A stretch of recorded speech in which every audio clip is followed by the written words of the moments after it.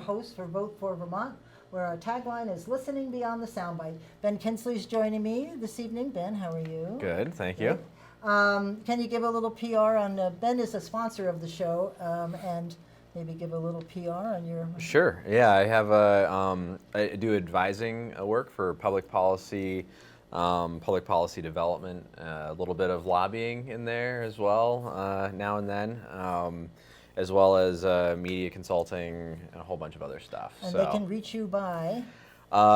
Email is probably the best way, info@imperiumadvisors.com. Great, So, thank you. yeah. And our guest this evening is Sue Zeller, who's the Chief Performance Officer. You're too far away, Susan. I can't shake your hand there, but welcome. Thank you. Susan's been on the show before. She, a big title, Chief Performance Officer. We had Jason Gibbs on a couple of weeks ago, and Jason's talked a lot about what you're doing, particularly about continuous improvement, and I thought we should have you back because you've been very busy. I have been, yeah. So I'll just jump right in. Jason was talking about continuous improvement, which sounds like a very good goal. Could you talk about what continuous improvement is? Continuous improvement is a sort of a catch-all phrase for a number of frameworks that have been developed over the years by many people smarter than me. They include lean, results-based accountability, Six Sigma, Baldrige. All of these processes share one thing. Their goal, regardless of which tool you use, is to improve performance, to make continuous improvement, to not just go, okay, 5 years, let's fix this thing that doesn't work, and then we go, okay, that's it. We don't have to look at that for another 10 years. There's always little things you can do, and hence the continuous improvement. Don't wait until it all piles up and it's really broken. Just continuously think how you can make things better. That's great.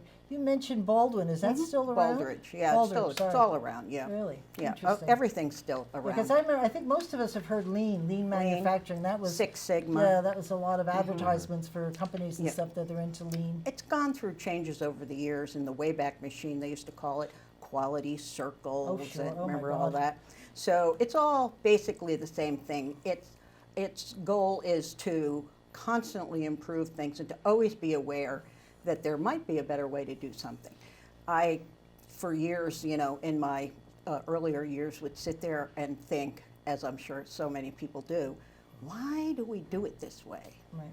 If I were the boss, I would change this. I would make it simpler. I would use different color paper. I mean, something as simple as that, so that the emergency work comes in on pink paper. Right, right. So it doesn't even have to be technology. It can be simple organizational things. Yeah, realms of common sense, perhaps? Oh, yeah. Well, hey, the heck. Well, what's interesting about all of these lean manufacturing and it's more about the process than it is about technology, right? And the technology is just fit the process. Yeah, one of the things that we preach constantly is don't hold a lean event. We call them events. They can be anything from a 2-hour brainstorming meeting to a 5-day, all-day event on process mapping. Don't come in with a preconceived notion that if you get a piece of software or a new computer system, it will fix everything. All it will do is you will just have a faster, inefficient process. Right. So, it's better to lean the process, as we say, so that it's an efficient process that you're automating.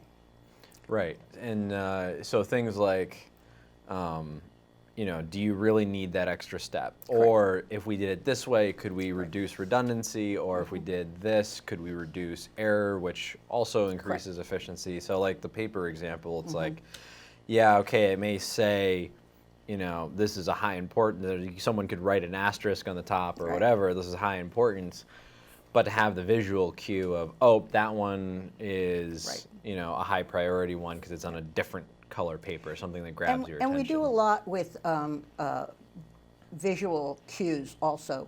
There's something called a Kanban board, which you put up literally a whiteboard or a bulletin board, and you post notes to it, things that every morning when someone comes in, they can look and know exactly what's high priority for the day. Right.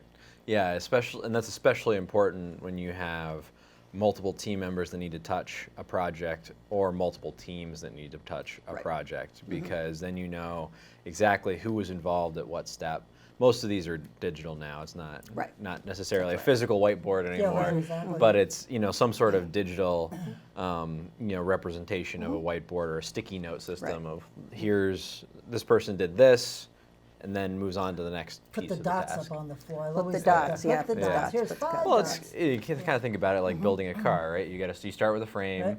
Someone's got to add the body panels. Someone else is doing the engine. Someone else is doing the electrical work. Someone's got to put windows on it at some point. So the Right. last person's putting the wheels on and rolling it off the assembly line. And you shouldn't be planning the who you're selling it to when it's first being assembled. Right. The goal should be to produce the car with Yeah, as few a errors as quality car, possible. right? Quality Yeah. car, right? Right. Worry about that second half of the process after it's shipped. But one of the things we're doing here in Vermont that is fairly unique, lots of states, and we work with a lot of states in New England. We have a group of lean practitioners in the Northeast, and we're the only ones that are combining results-based accountability and lean within the same program. There are some states that are using RBA, results-based accountability, for certain things or a certain agency or division, and then they're also using lean, but they're not doing it together. And that's one of the key things that I think we've brought to this. And let me explain what the difference is. As Ben said, lean is about processes, okay? It's task-oriented. How can you reduce downtime, redundancies, duplication of effort? This is a good one for the state. 17 signatures on one thing, one request, things like that. You're shaking your most- head. I'm going, Yeah. oh, really? At the most, any Yes, document should yes, have 3 signatures exactly. on it. So those kinds of things.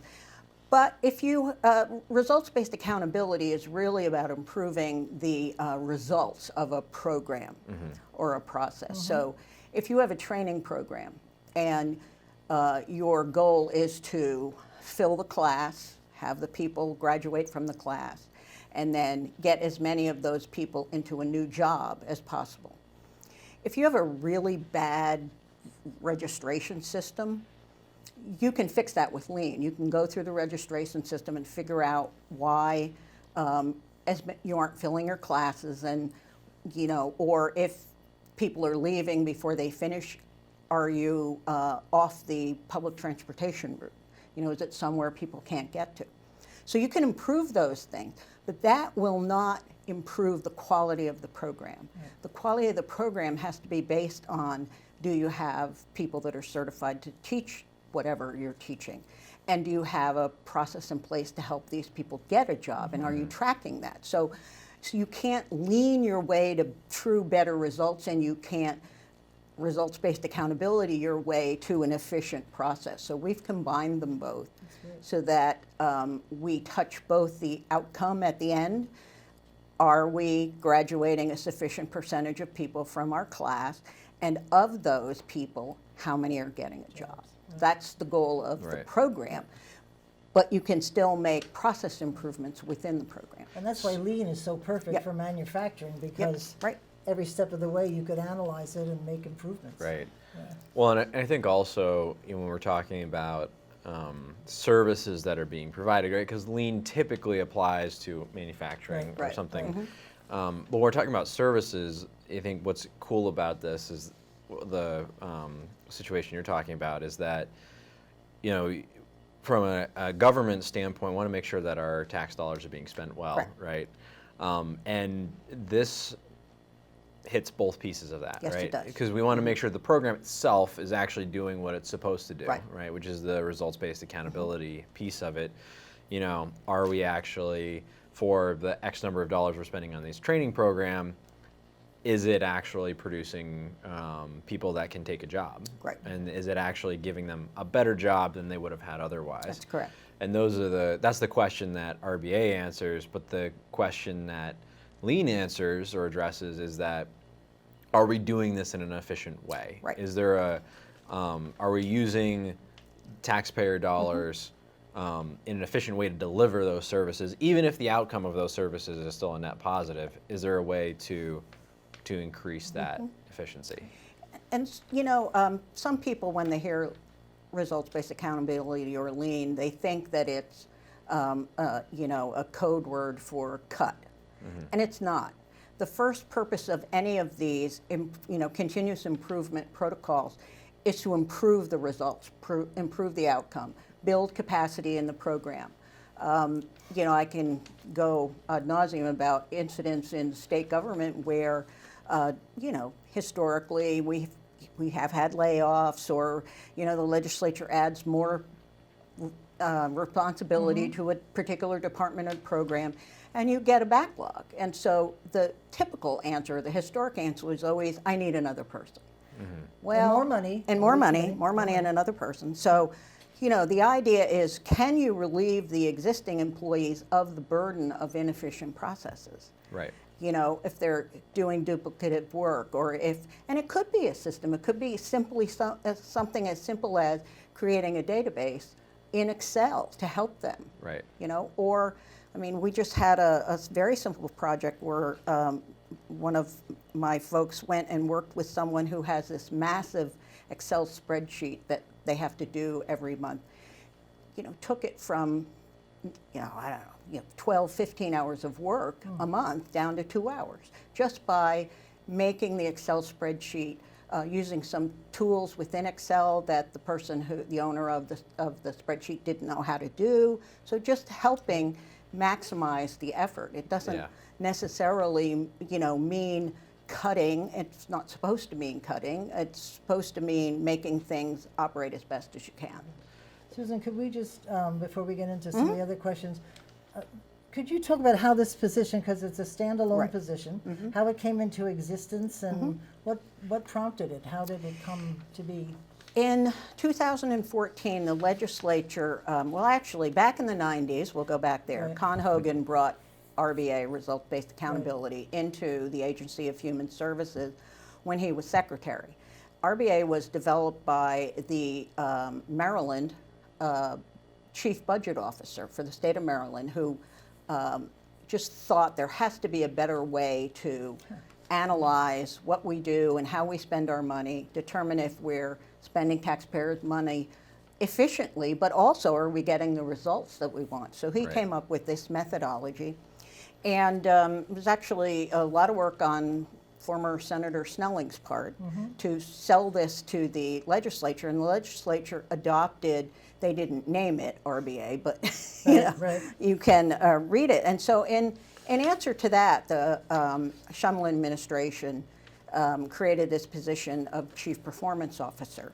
And I was, at the time, in my 8th year of being Deputy Commissioner of Finance, who was the one that always got these things to do.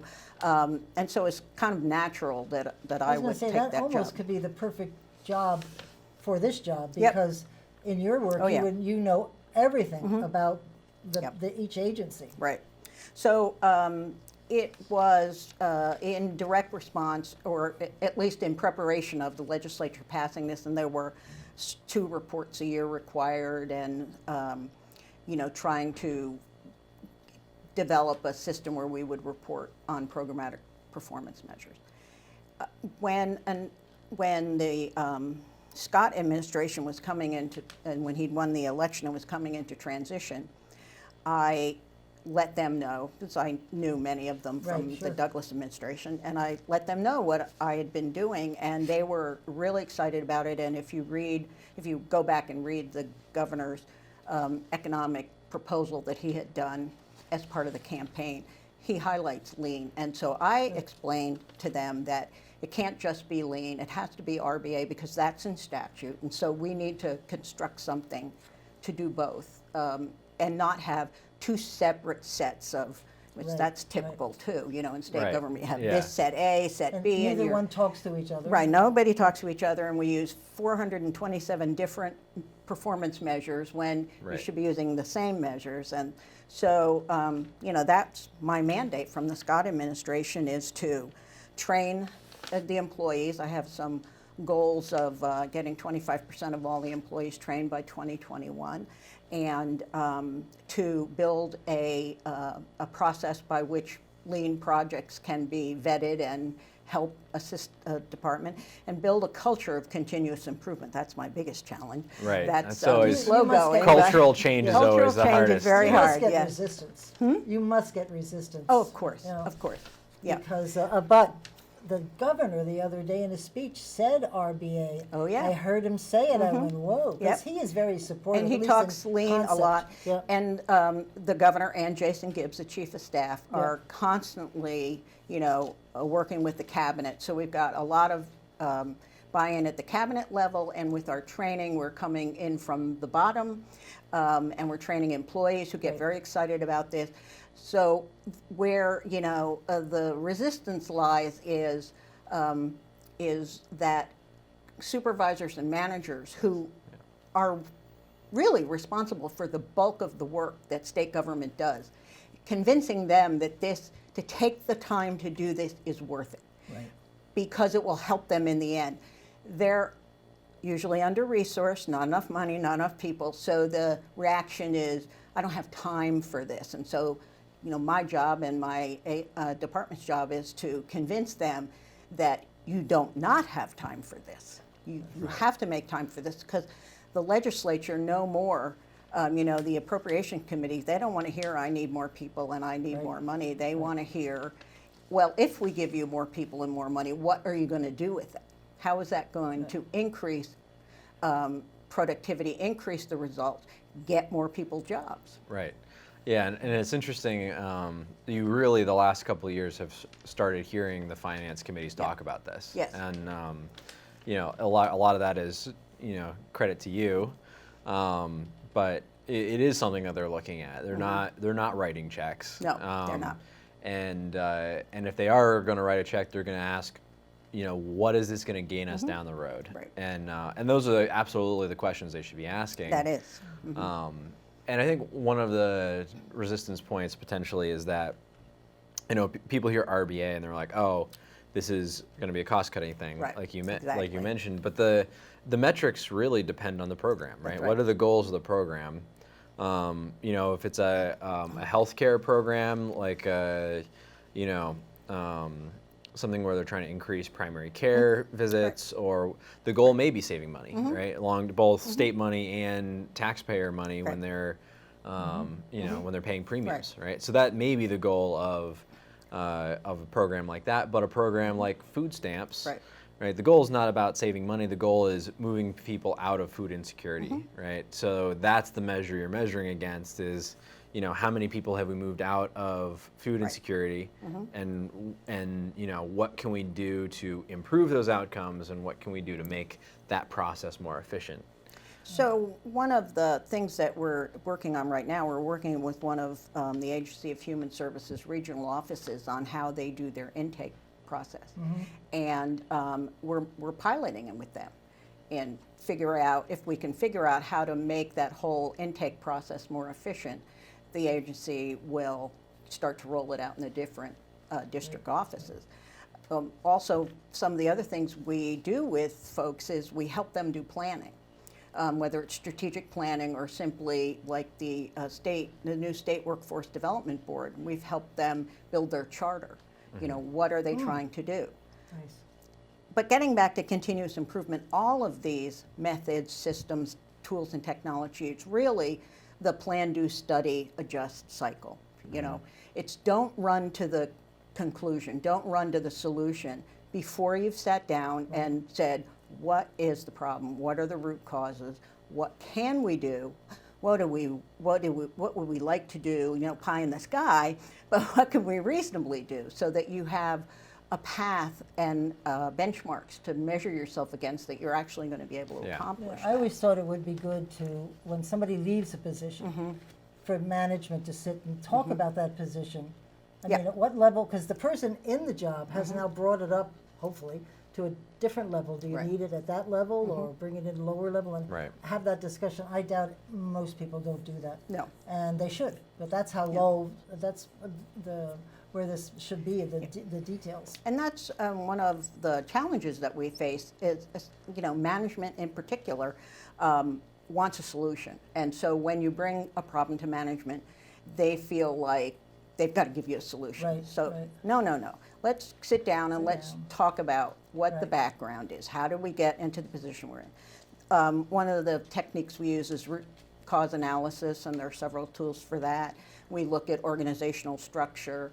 Give you an May I just- example I don't of mean to interrupt, but when you say we, are Yeah. you bringing in employees or management? employees That's mostly, great. but we Good for also you. have a separate course structure for supervisors and managers. Because Yeah. employees, They once they eat- buy they into love it, this man, stuff. they just Yep, they they just do. love it. They'll just Yeah. pour out their hearts to get something But done. to give you an idea about root cause analysis, there's something called, the 5 whys. You just ask why.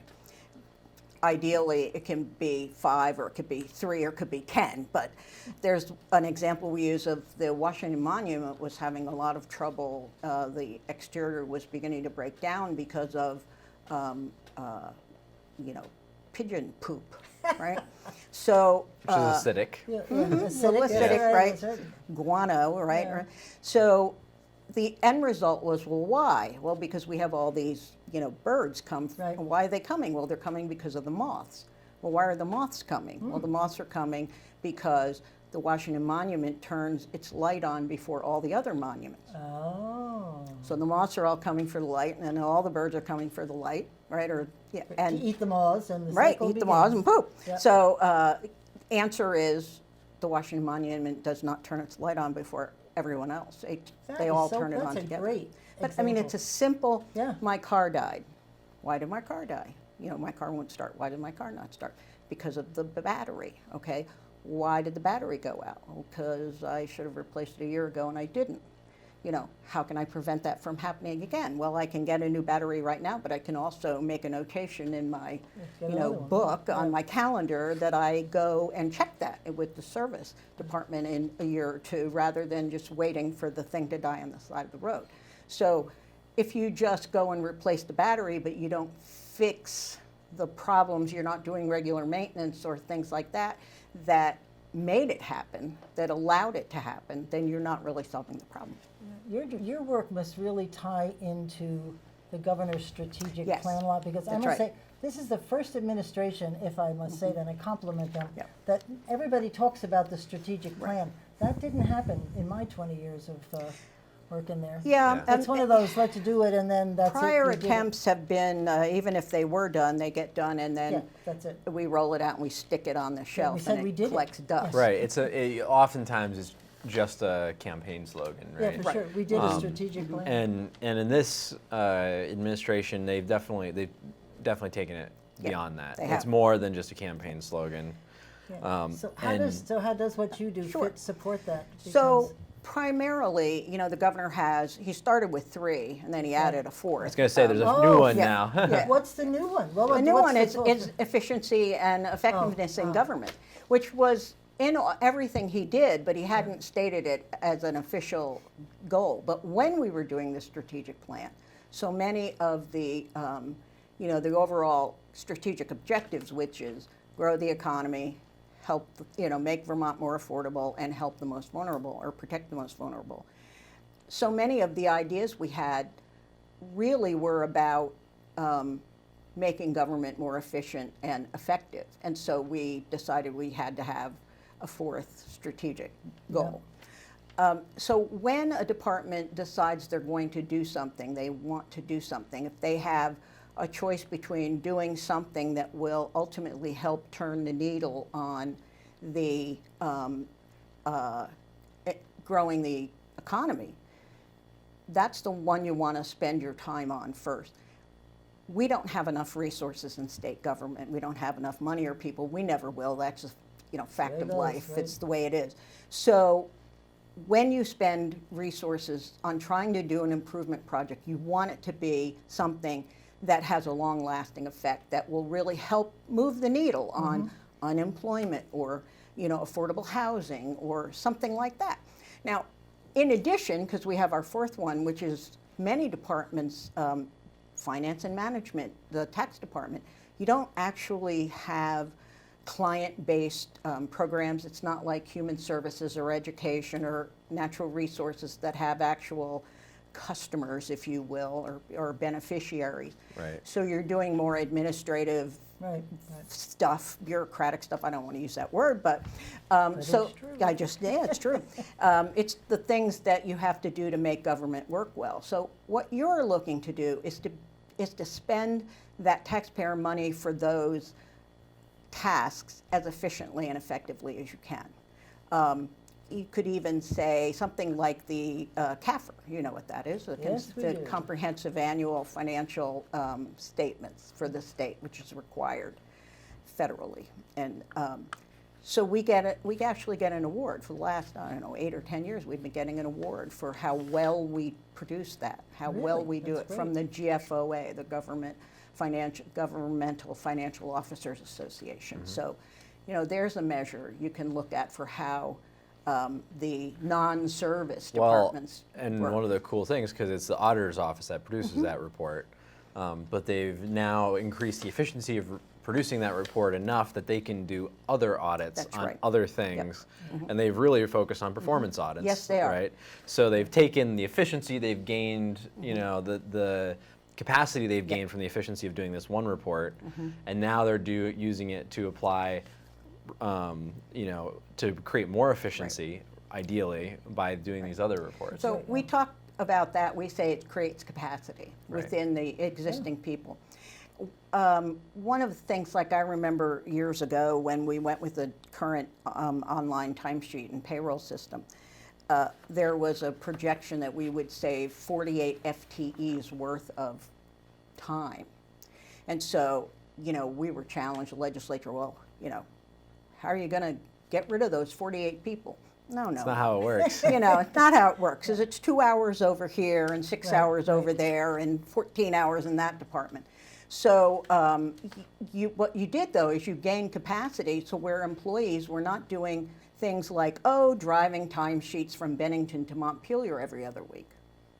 I mean, they physically had to drive these things, pieces of paper that they made 4 copies of, and literally drove them to Montpelier every 2 weeks. Talk about, And then you know, create another Exactly. another Right. expense report for that. yeah. Yeah. So, you know, there's a perfect example. You know, yes, we put in a major system. We needed to do that, but the data we get is much better. It's accurate. You know, we never miss a payroll. We don't miss getting anybody a check. But really, what we're doing is we've made the system online so that we don't have all these people from every department driving to Montpelier. Those are 4 hours they're never Yeah, going to get right. back. Right. You know, what's your Gone. job? I Yeah. drive pieces of paper to Montpelier.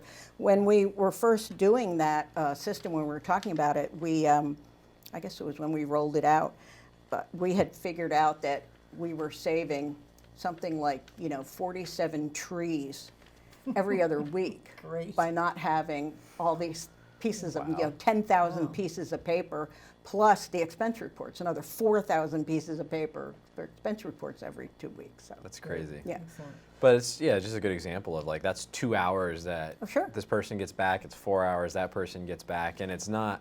You can't you can't equivalate that to positions, right? Right. But you can say this is the efficiency we've gained. That's right. It's like we added 48 more people to the workforce That's overnight right. For no more money. for no more money. Right. Yeah. And that's what capacity building does. So- It gives you the ability to do a lot more higher value tasks. you Right. know.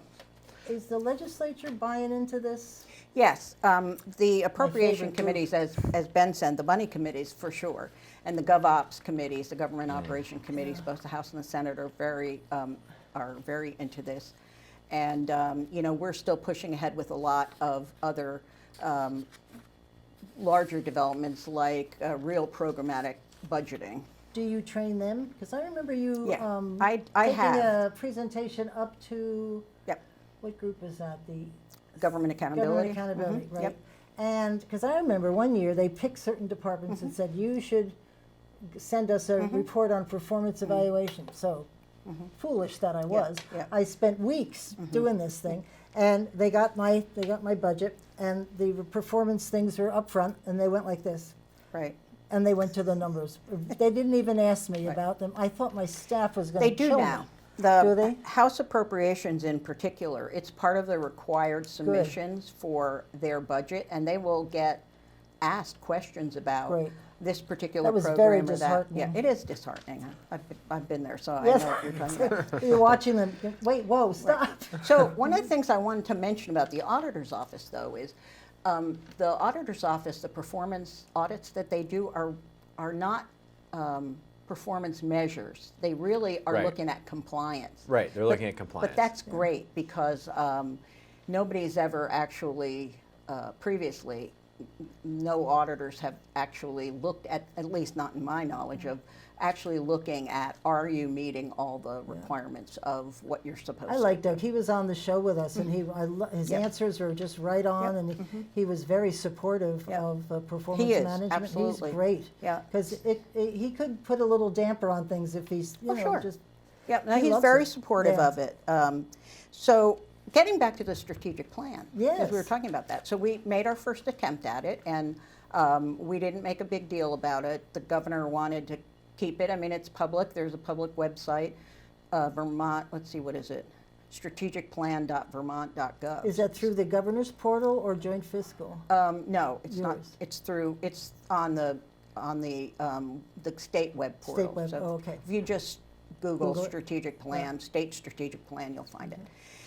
And you know, it's very nice. It was our first attempt, and if you look at it with a super critical eye, you're gonna think some of it's kind of hokey, and you know, maybe they aren't as tight measures as they should be. But this was a first attempt Real at strategic really a plan. real strategic plan. It took us a long time, and we kept reinforcing the fact that everything you're doing should be connected to the economy, affordability, the vulnerable, or efficiency. Right. To be able to answer the governor's That's right. For four. I have to remember that now. strategic goals, Yes. yes. 4 3 plus, you know. 3 plus. Well, because that's a buzzword for every state employee. Yeah. When you do efficient and effective, they translate that to less jobs. Right. Right. That's exactly like right. alarm. Yep.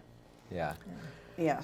So the other interesting thing about lean and not being do you know what lean means? I used to, but I don't anymore. Nothing. It's not an Oh, acronym. it doesn't really. I No. thought Doesn't it did mean something. anything. No. No. It's just I'm gonna not remember who it was, but it was called, you know, making manufacturing lean. Lean. Someone used that expression, and Oh, it and just caught on. Really, and I it- for some reason Yeah. thought. So, you know, people write it all caps like it's an acronym, and it doesn't. Kaizen No. was another one. Kaizen is the, Kaizen really means true north. That's what that means. And so you're doing an event, often up to 5-day event, very structured in how Right. you do it. Right. Meaning you're trying to find the true north of the process that you're looking at. So all of those Japanese words, because Right. this comes from the Toyota manufacturing process. Toyota calls it TPM or TMP, whichever. They don't call it lean. Only we call it lean. Right. Yeah. And the idea is that, you know, it's as streamlined as possible. Right, that's right. That's Yep. that's the Yep. idea. So when we do a Kaizen event, which, you know, do a big 5-day process mapping, you know, how does this piece of paper go through all the steps?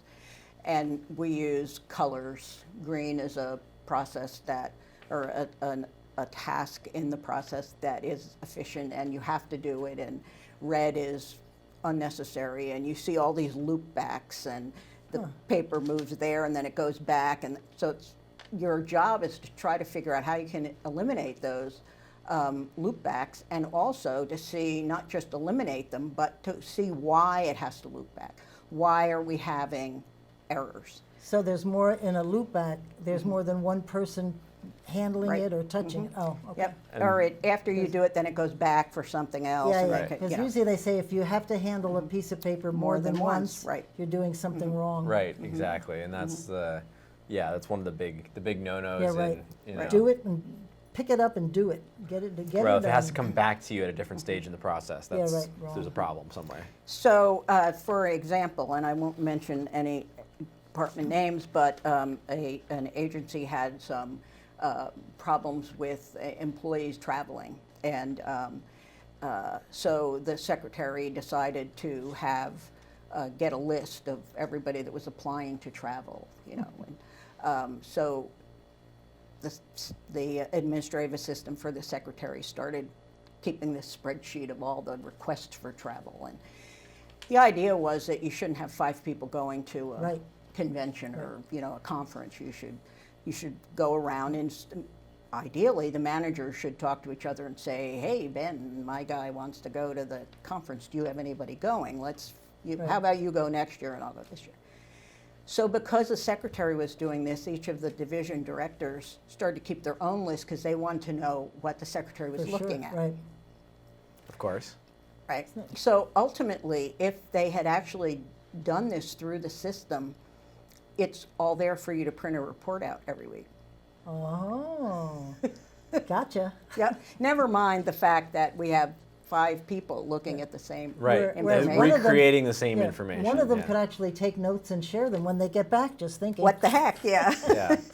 But So- that's a funny example of a process where you're trying to be more efficient, but you're actually creating inefficiencies by That's doing right. that. Yeah. Well, and it's, you know, you're checking. You want to check. You want to be so sure that that your department doesn't get caught, you know, doing something. Your department doesn't wind up on the list of inefficiencies. So it's very personal to people too. It's very Yeah. personal. As you said, Pat, the employees just eat this stuff up. Yeah. They love it. You Once know. they get it, Once they get it, and they they really see get it. that Yeah. you're listening, and we'll take them at their word.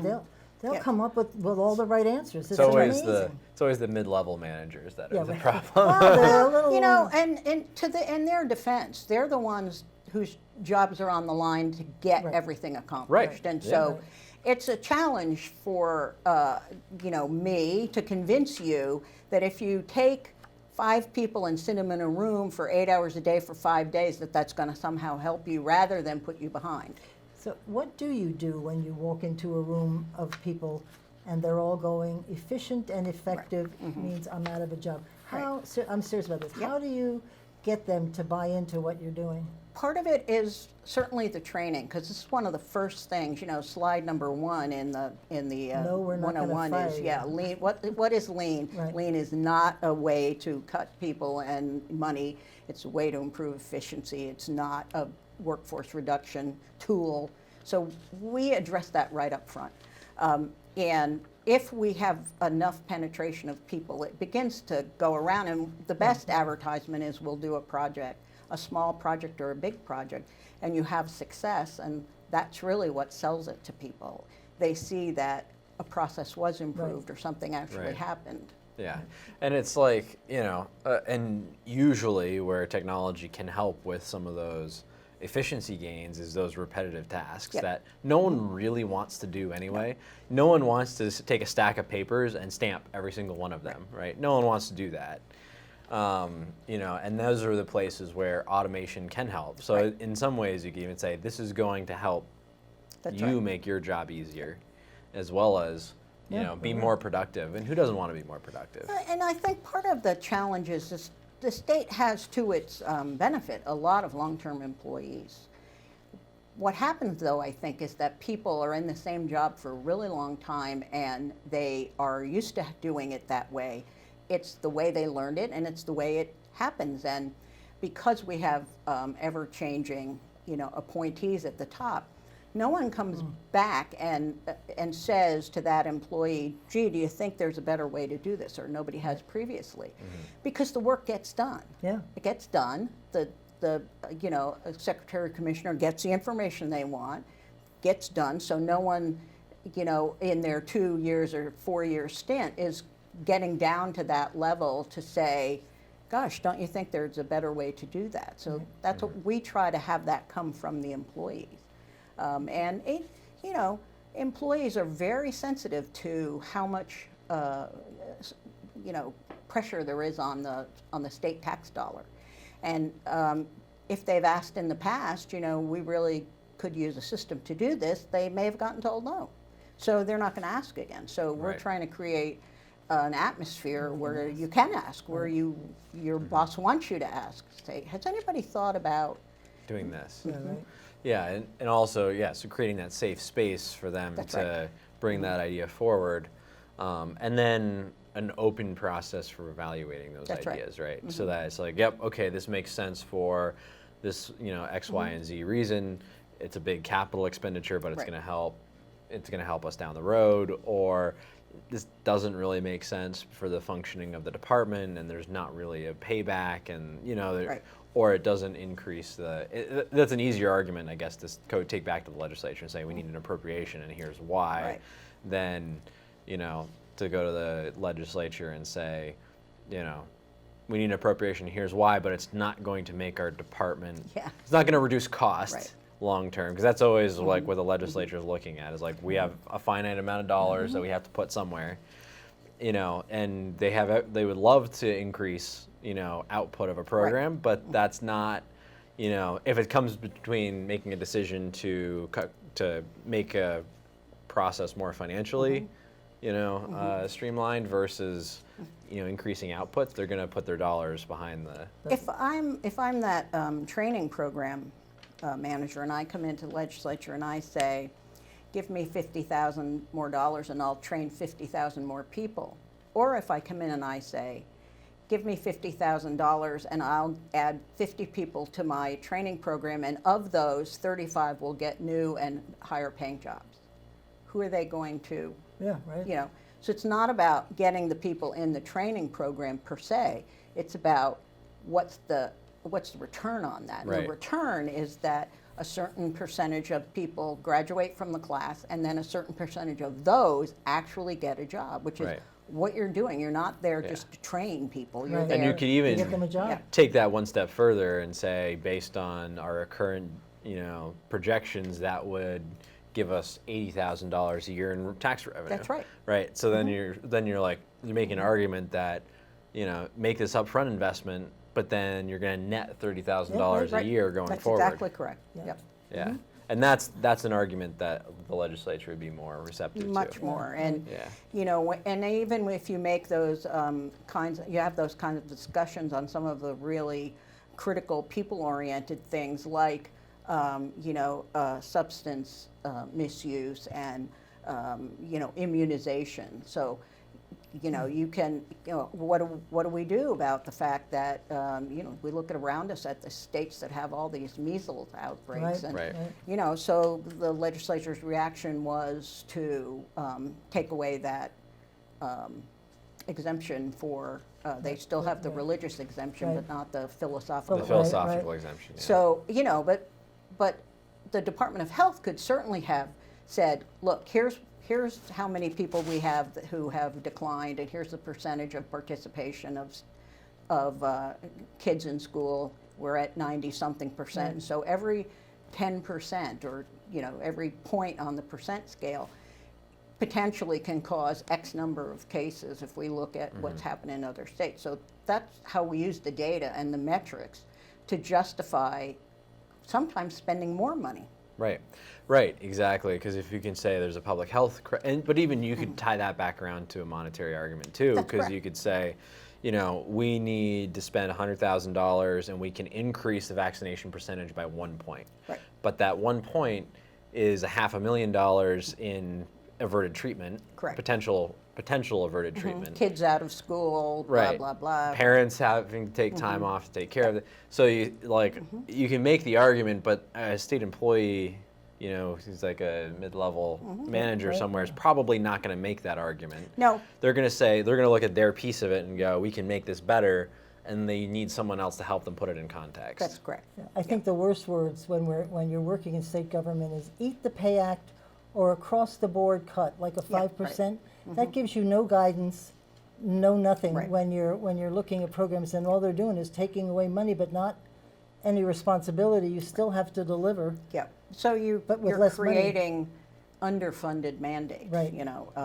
They may have been funded originally, but as you continue to just do the across-the-board cuts, Right.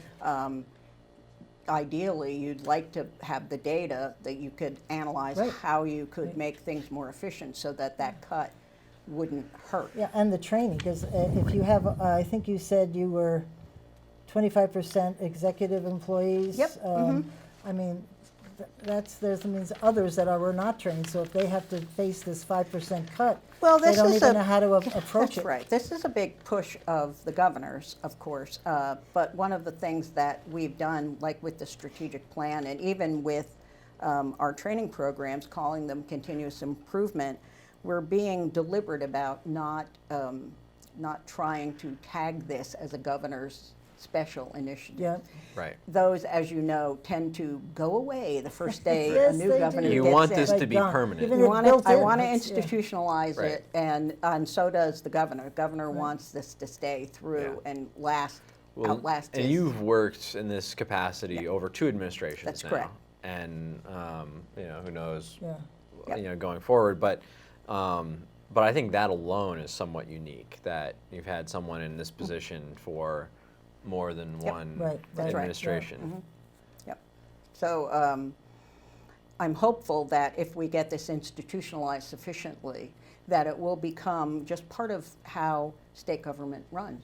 You pay payroll, you pay your bills, you serve people, and you do continuous improvement. Right, It just right. becomes part of the DNA of how you run state Well, and government. I think you kind of mentioned it earlier, but I think it's really critical, is training new hires in this, because it's great if you're talking to the executive level folks, because they'll get it. Any manager, a person who manages a department or agency will understand why this is important, and people coming in, because eventually that will change the culture. That's That's how right. you get. That's how Over you get time, to it. right. Over time, it will, because if you get all these people that are coming in and setting the expectation up front, all of these things will be on their mind, throughout their tenure. What I'm curious about with RBA is, how do you have a conversation with a program that is not meeting its goals? So let's say like you've got, the legislature has put this program in place several years ago. You've got goals, very clear goals that were set out by the legislature, but the program is not meeting its Right. goals through the RBA process. So that's when you sit down and you look for the root causes of why it's not meeting its goal. So our training program, let's use our training program. We're not signing enough people up. So even though they get through the program, we're not filling our class. So there's no way, even if we got every single one of them a new job, that we can meet the criteria of how many new jobs. We have to go through and analyze how do we turn that curve in RBA speak? How do we make changes that are low cost or no cost, work with our partners? What's happening that we're not able to meet the results we want? Once you analyze that, it could well be something as simple as you need a better reservation system, or you need to advertise more, or you need to build specific partnerships with other nonprofit organizations that help the unemployed people.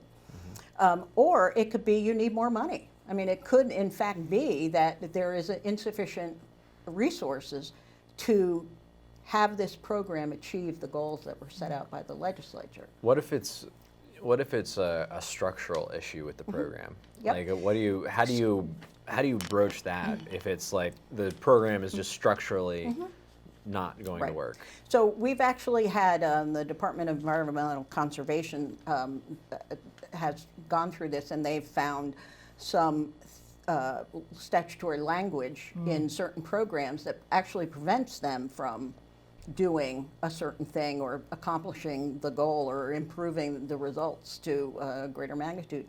So they've actually gone to the legislature with the data and said, this particular requirement that we advertise, we have statutes that actually say things like you advertise in the Times Argus, right. This and that. The Times very Argus must have been very sitting in the room specific, that yeah, day. right, exactly. So we have statutes that are so prescriptive that they actually become an impediment. Right. And so DEC went to the legislature and said, if you let us change this language, Right, we will be able to do X, Y, and Z more. And so that's part of it, because what happens is those statutory requirements become one of the root causes of why you're not performing as well. What the legislature, I think, wants to be able to do is to say that to programs and say, what's preventing you from doing better Right. And is there something we can do to help with that? It's not just, toss out the baby with the bathwater, because clearly this thing isn't working. But it also could be something like, perhaps if we merge these two programs together, we could take the capacity we'd increase by not having two sets of rules and two sets of management and two sets of all these things. Maybe that would fill in the missing pieces on these programs and be able to operate much more efficiently as one program. So have you seen a situation where you've actually had to shut down a program because there was an alternative that looked like it would perform better or was performing better? We have not, to my knowledge, eliminated any program. We've eliminated some. We eliminated Vermont Interactive Television, which was probably the only program we which actually was did. part of the Vermont. It was a training program as well as a collaboration with state colleges, That's right? right. Yeah. Yeah. And so, there was, as is always the case with any program, there were a very vocal community of supporters for that. Right. But the amount that it cost the state, and the legislature determined that the amount that it cost the state for the use of technology that was not digital, was not current, would in the long run be better if people used WebEx or, Yeah. Because there was a better alternative. Right. Because one of the big things was, like at DMV, I couldn't get all of the stations to run what we're trying to do to reach all of our employees. So you could never get them all reserved at the right time. Right. And so you'd have to do this chunk here and this chunk there, and that was. And then if it rains, forget it. Yeah, You're, right, exactly. you're at. But Oh, speaking man. of DMV, one of the and speaking of training, I want to address both those points. The DMV, we did an event around motorboat stickers, and they were always a problem, and they always ran out of them, and they never had enough. And it's like, well, what the heck is going on? This is silly. We should be able to do it. Well, turns out one of the key issues was the special reflective paper. Yes. The special He reflective knows paper. he has a boat. Right? Yeah, I have The two special actually. reflective paper that is not required in statute. Oh, interesting. So you have to order a certain amount, and it's you can't just, you have to order a big amount because it's expensive and it's hard to get and blah blah blah. So the question, going through all the reasons about why this is always a problem, having enough in stock and not being able to order them quickly when you run out. You come to, well, why is this required? Well, it's not required federally, it's not required state. Somebody somewhere along the line Have to have reflective. have right? to have reflective paper. Well, it's nice, but it's not required. So if we just order regular waterproof paper and not this reflective Gotta business. be cheaper too. Cheaper, quicker, you can order you go. fewer, you don't have to have as big a stock, you don't run out as much. Right.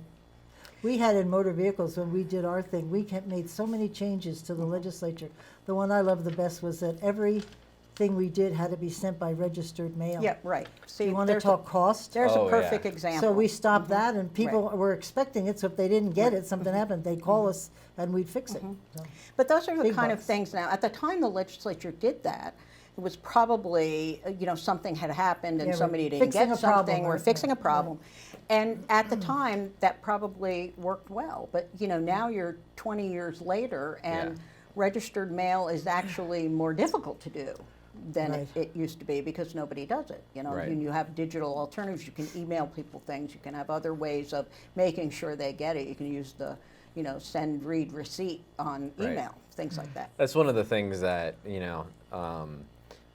it's really interesting about public policy. One of the things that I get fascinated about is like how certain laws or rules or even guidelines get into place, because it may seem like a good idea at the time to be prescriptive about a certain thing, the way that a program should be run, or when the legislature tries to get involved in rulemaking, for example, and it may make sense at the time, but then it doesn't get looked at for 2 decades, and suddenly, why are we doing Yeah, this? right. Because we always have. Because we always Yeah. have. And Well, and yeah. a lot of it is because it's in statute, and one of Right. the things that we try to promote when we are analyzing a problem is don't just say, well, it's in statute, and accept that.